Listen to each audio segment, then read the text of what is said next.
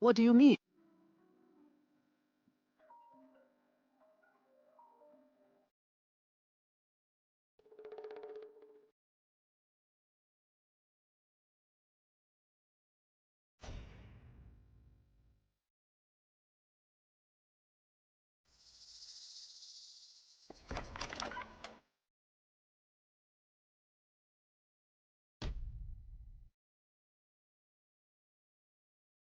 You are suspected of intentional injury and illegal imprisonment. Don't worry, boss.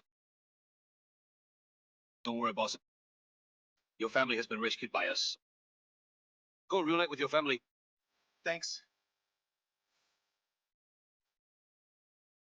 Take away.